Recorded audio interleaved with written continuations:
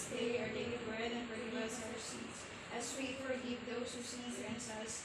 Do not bring us to the test, but deliver us from evil. Amen. And the Father, Son, and Holy Spirit. Amen. Please be seated.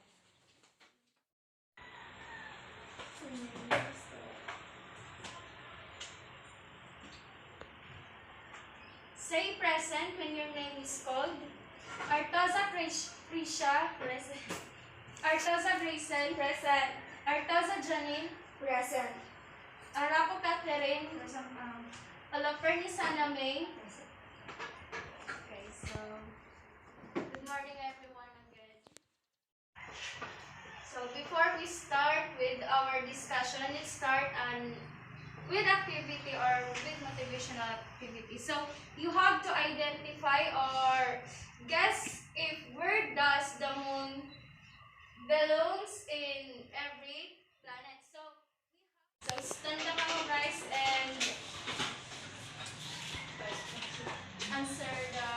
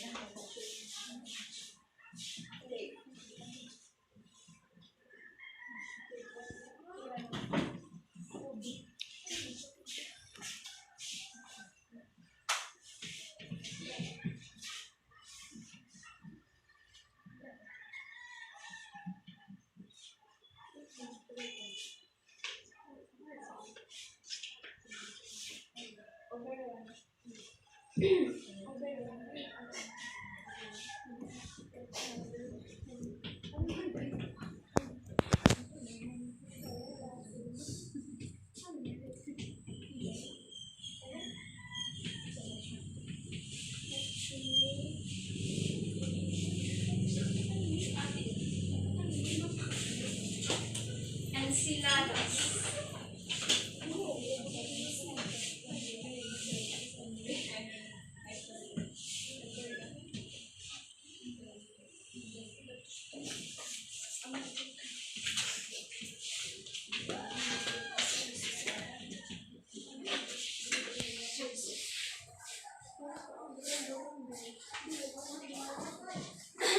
Okay, let's check who among from the group got the class A more and got a correct answer rather. Sorry. So Earth is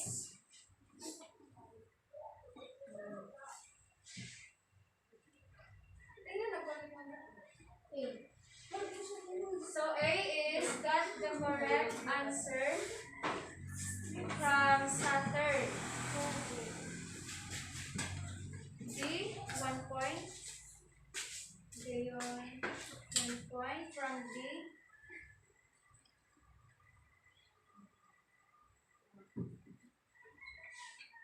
Proteus. Proteus is from Neptune. Titania, wrong. Phobos, wrong.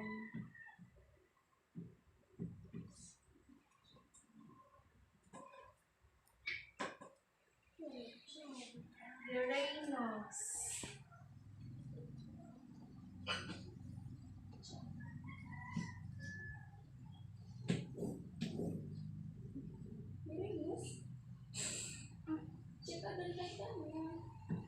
You're so weird.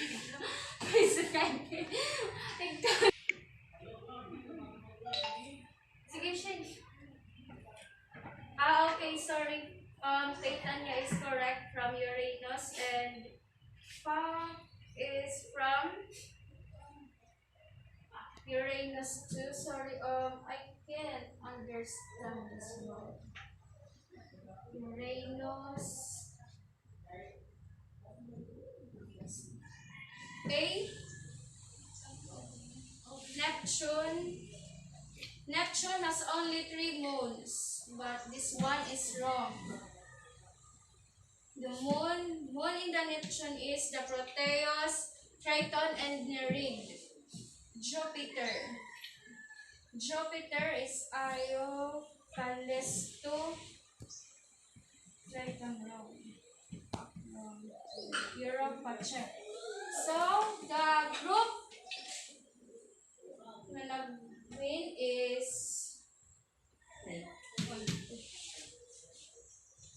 Group D. So, Group D get the correct answer of 4.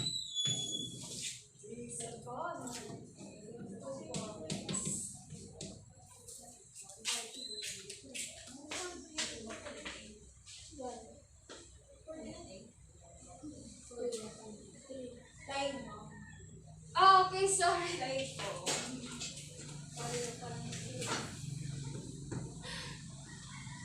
So, it's a time. I'm sorry, class. I'm sorry, class. So, okay. Thank you, class, for the cooperation.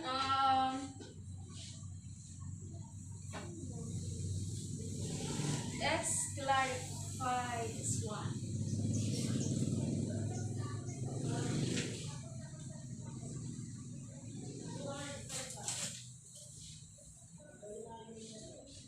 So the morning Earth is only one, and this is Lona.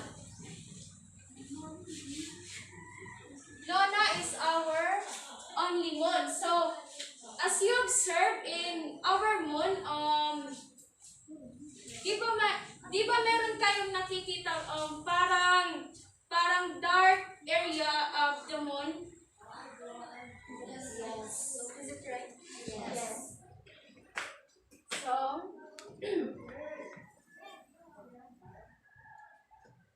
so this is our moon. And we observe that in our moon, may the black nga black or gray nga part. So, do you alam niyo ba kung anong tawag dito sa dark area or yeah? Do you know, guys? So our moon is may the volcano. So the black part or the black part in our moon is the volcano. The volcano is called the Mare or Mare volcano. Before, the volcano in our moon is active, but so before the volcano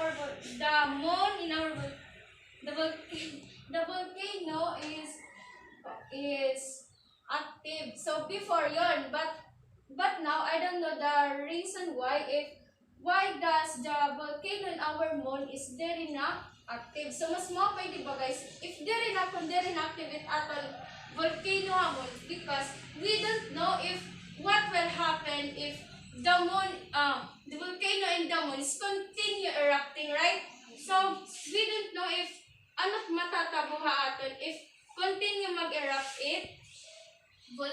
moon or mere volcano. So let's proceed to the other one, the moon in Saturn. Moon in Saturn is Enceladus, Tethys, Dione, Rhea, Titan, Hyperion, Phoebe, and Lapidus. So that was a moon from the Saturn na active, or it can be seen as of now. So in Pluto, sorry, but I forgot to write here the imagine of Pluto, which is Charon.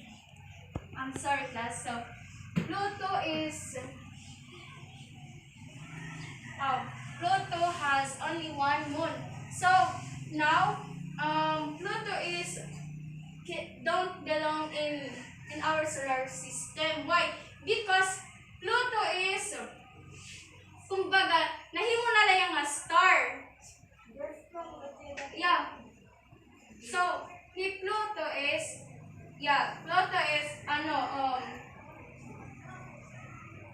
became a dwarf planet or a star. So that's why Pluto cannot belong in the solar system. So let's proceed to Uranus. Uranus is the moon in Uranus. Ariel, Umbriel, Titania, and Oberon. So that was the moon in the Pluto. So let's proceed to the Jupiter. Jupiter moon has only 4 moons.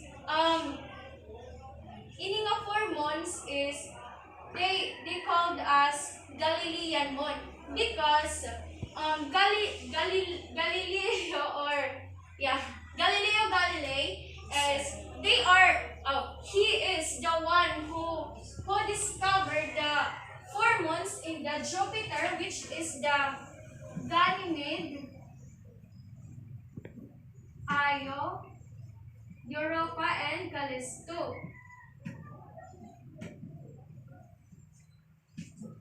So, do you get me, guys? So, do you have any questions about our activity? So let's proceed to the next one. Before we start with our discussion, let's have an activity first. So our activity is you have to guess or identify where does the moon belongs in the solar system. So let's write first the different moon from the different solar system. Io, Oberon,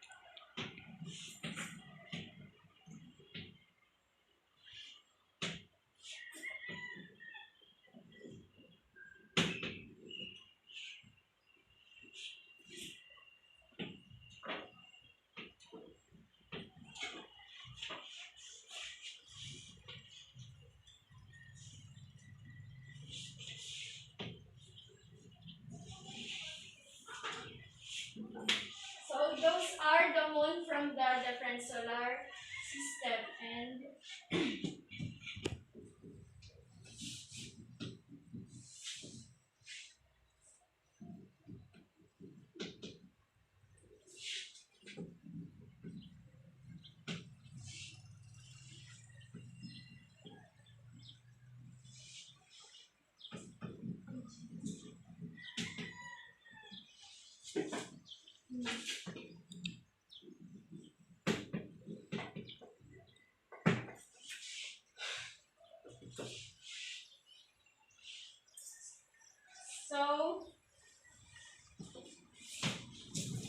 ini nga nakasalat nga mga moon is you have to guess kung nga nga na belong kung if they are belong to Earth, Saturn, Pluto, and Uranus, Neptune, and Jupiter. So first, before we start with this, I will divide you into I will divide you into two. So may the group nga duduhala and then and the other group is 3. So choose your group na lang. So group A and group B. So pinakadako yung score. May nakita nga dito, may ating nga rin ako.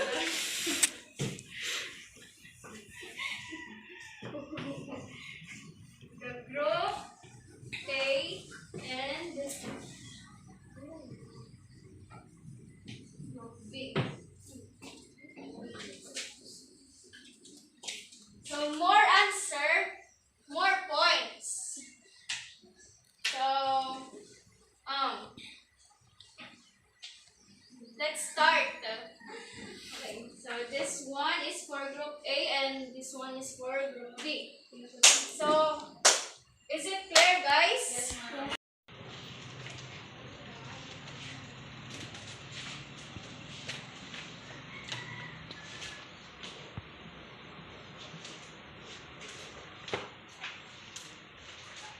So, our topic for today is about the rings, moons,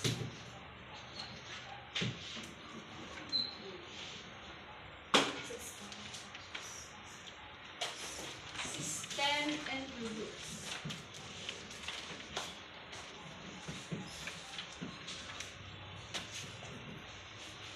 So that's why our activity is start about guessing on where does the moon belongs in the solar system. So let's start with the rings and moons in the outer solar system are not composed of the same materials. Do you know why they are not composed of the same material? Anyone or who have an idea about this? Miss Haname, do you have any idea about why does the moon do not compose in the same materials? So the question is, why does the moon and rings are not composed of the same materials? Since they form in because of lower temperature, cool enough so that the large quantities of water, ice were available as building materials. So,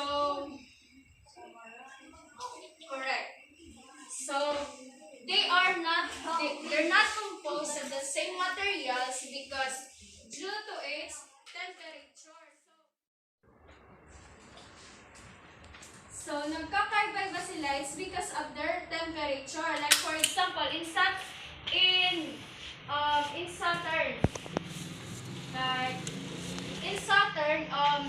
like for instance, in Saturn meron siyang high temperature while in Uranus is meron siyang low temperature. So hindi talaga sila magkakaroon ng materials or ng ibang like for example sa the IU and Ganymede. So they are may kanya-kanya silang material or they have their own uniqueness. That's why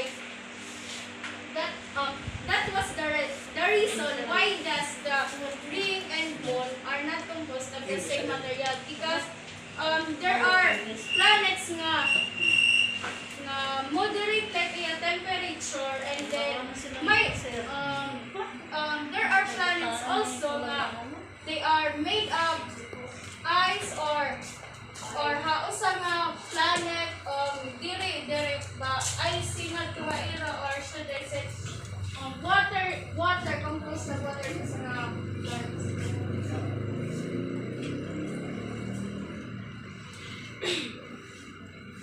So, do you have any question, guys? And so, let's proceed to the other or to the next activity.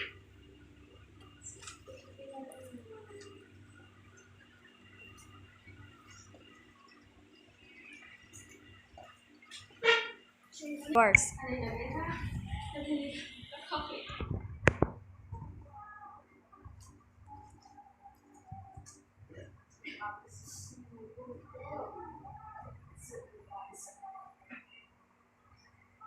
Ate, pwede siya naman tuwad kay trabaho ng bago. Oh, sige. Time our activity is I will call you one by one, and you have to answer my question. So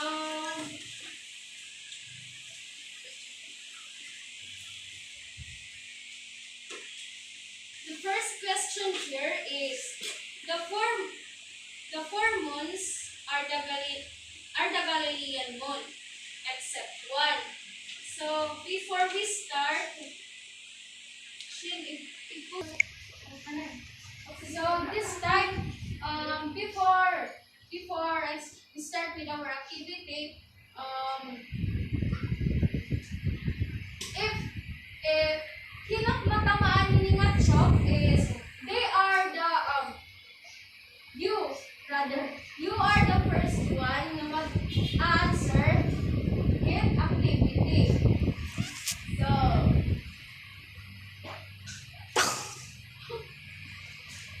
Miss Catherine, you are the first to answer the activity. And the first question here is, the four moons are the Galilean moon except one. So I will name the moon or the Galilean moon, and you have to guess if, or you have to find if.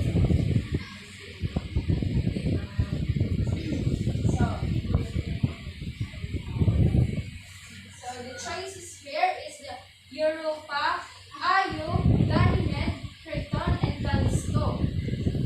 Except one.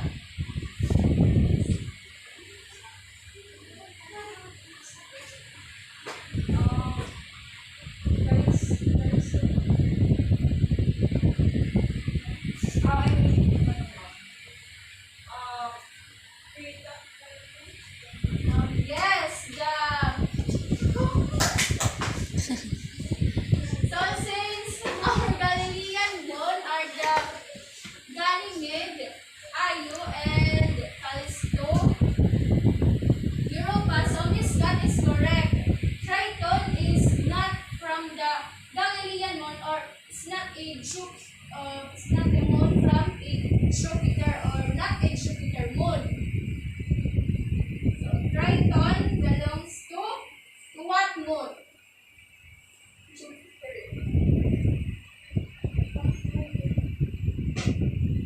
So Triton belongs to what moon? Neptune. So right, Neptune. So remember that, guys, okay? So the next is, sino kaya ang maswerteng tatamaan ng bato ni Garnet?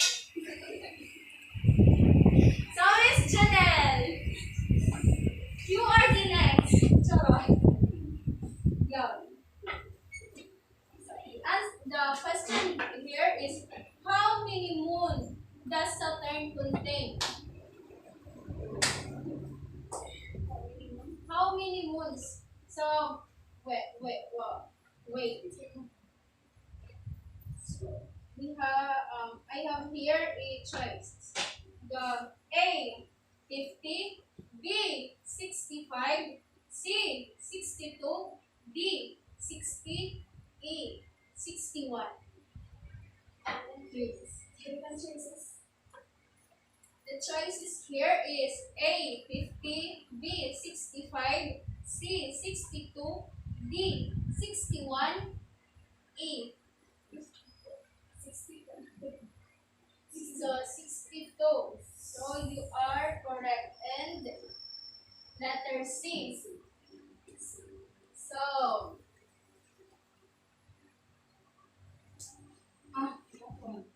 Krisha, you are the next one. Ikaw ang mas nating natamaan ng bato ni Darna.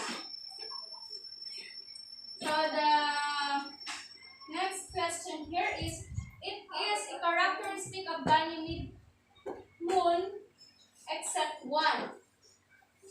So, the largest moon in the solar system. So, largest moon ba ni Ganymede na solar system. So, the next one is younger than the lunar Maria or the Martian volcanic plains, perhaps 2 to 3 billion years old.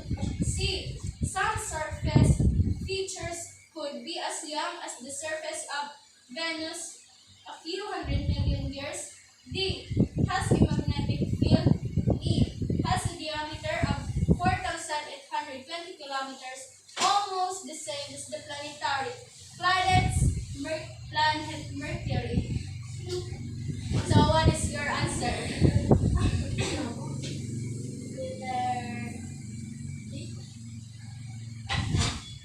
So, letter D is a wrong answer.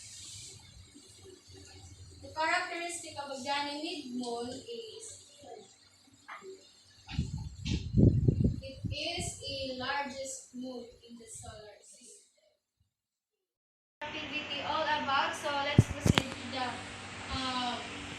let's discuss about the 4 moons: the Saturn, Jupiter, Uranus, and Neptune.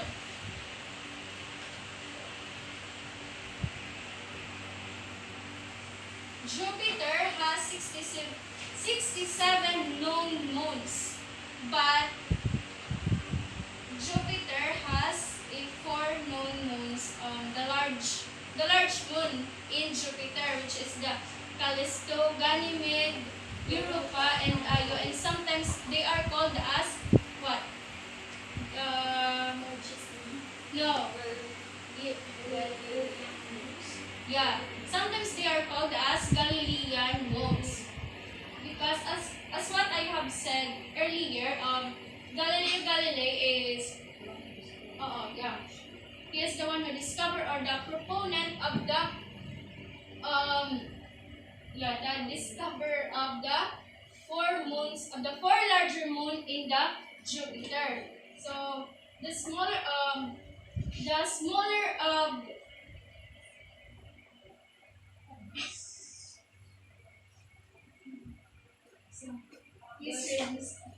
smaller moons in Jupiter is Europa and Io.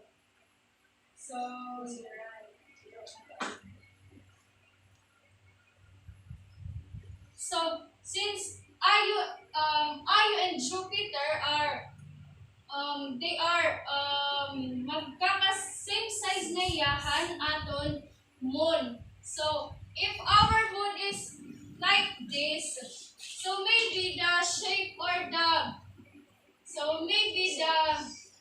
size of Io and Europa is just like this. So hindi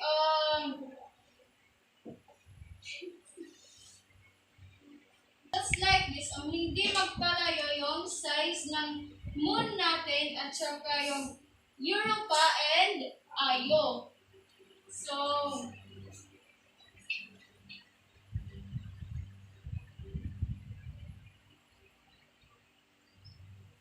while the larger moon are the Ganymede and Callisto are about the same size as the planet Mercury. So while Callisto and Ganymede is magkaka-size na hira ni Mercury.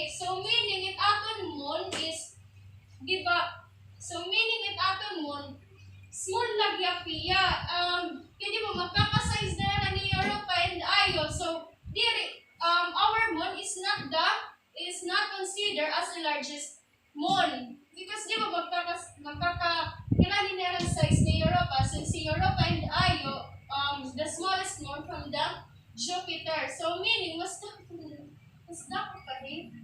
Bigger size are Ganymede and what? So, let's proceed to Saturn. Saturn has 62 moons. The largest of the moons is Titan, is almost as big as Ganymede. So, the largest moon has Saturn is Titan. So, if Jupiter is, and the largest moon is Ganymede, so has Saturn ni Titan. From the word Titan Dako. Titan. Dako. Or big. Yes. So,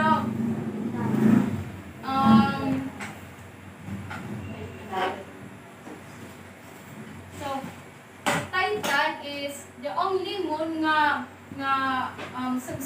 a substantial atmosphere. Titan has also lakes or even the seas. And also Titan contains hydrocarbons, the methane and ethane. So may daniya Titan, may daniya composition or materials na hydrocarbons, which is the ano to? Ano ha? They call this ethane and methane. So it seems like I have only one student here. How about the other?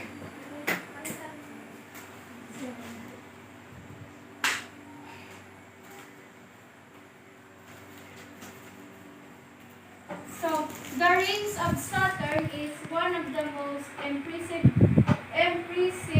sites in the solar system. So Saturn, kaya it may the pinaka-impressive na ring sa solar system. Ano kaya, what are the, ring hit Saturn na, lihat pinaka-impressive na Neptune. Neptune has 14 moons. The most interesting of this is Triton. So, pinaka-known moon ha Neptune is si Triton. Relatively large moon in retrograde orbit. So, if orbit is retrograde from east to west. Triton has a very thin atmosphere and active eruptions were discovered in 1989 by Boulever Flyby. So may the active eruptions in Triton. So that was our discussion about. So do you have any questions? No. So thank you. That's all for today. Please stand for the prayer.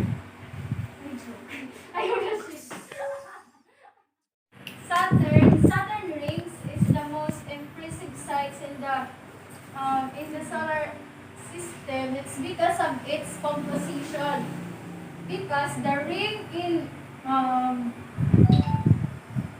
Saturn ring is composed of ice or icy fragments.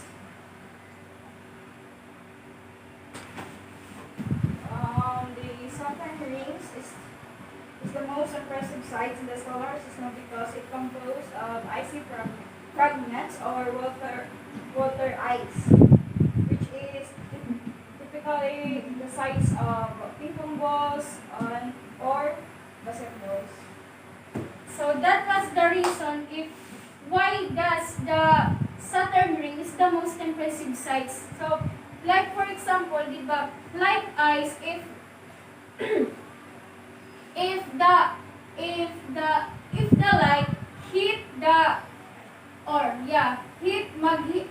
hit the eyes, di ba, nagkakamay dahin reflection or just like for example, this is the yeah.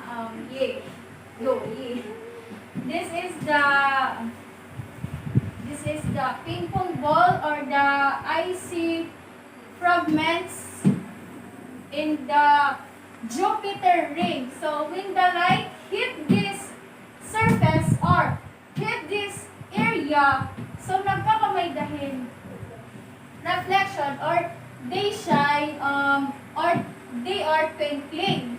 That's why if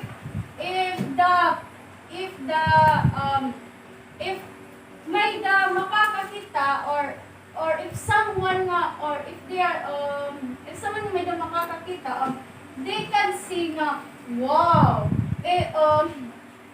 but they are maa-amaze sila or even kita if bumita kita ito nga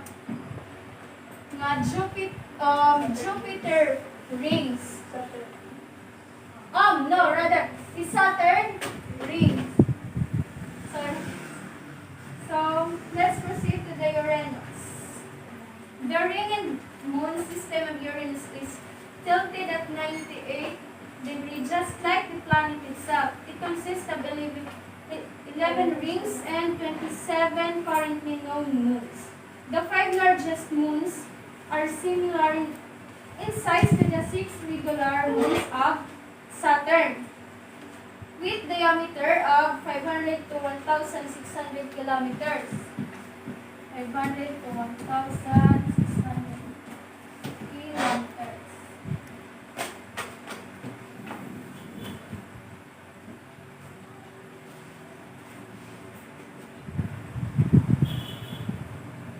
And it was discovered in 1977. The rings of Uranus are narrow ribbons of dark material with broad gaps in between.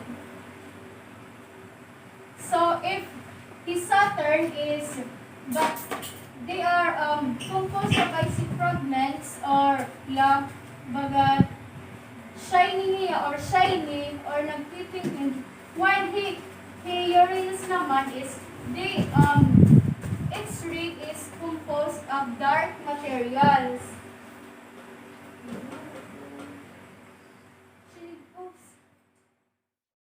That's all for today, guys. So I hope you learned from our discussions and our discussion rather. So it's time to go home.